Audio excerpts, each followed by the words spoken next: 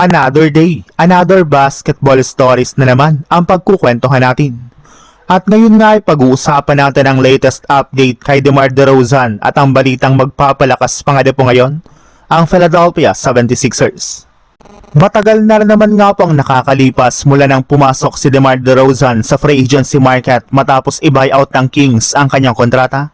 Ngunit hanggang ngayon nga po ay hindi para naman ito nagdidesisyon kung saan kupunan siya maglalaro sa susunod na season.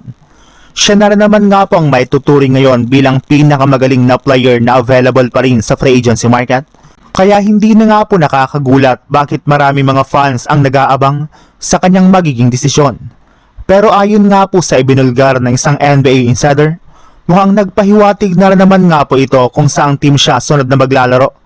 At ito nga po ay walang iba kundi ang Toronto Raptors matapos mapansin ng mga fans na nakasuot nga po ito ng Raptor short sa IG story nito habang siya nagpa-practice.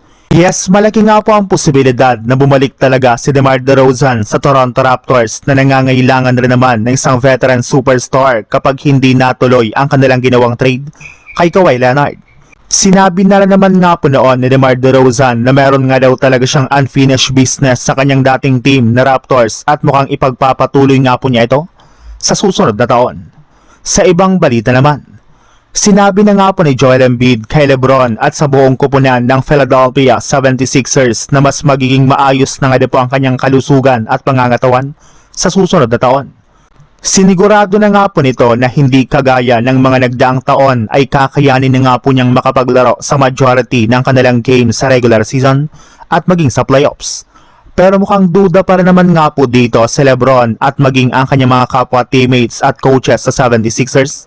Kaya ito na nga po ang rason bakit sila na mismo ang personal na nakiusap sa kanilang front office na kung maaari nga po isang backup center ni Joel Embiid ang huling player na kanilang kukunin sa free agency market bago pa man mag-umpisa ang kanilang kampanya. Wala pa rin nga pong tiwala si LeBron kung kakayanin ni Embiid na maglaro ng back-to-back games. Kaya kailangan talaga ng Philadelphia 76ers na magkaroon ng isang legit at reliable na center na kanyang kapalitan sa kanilang lineup.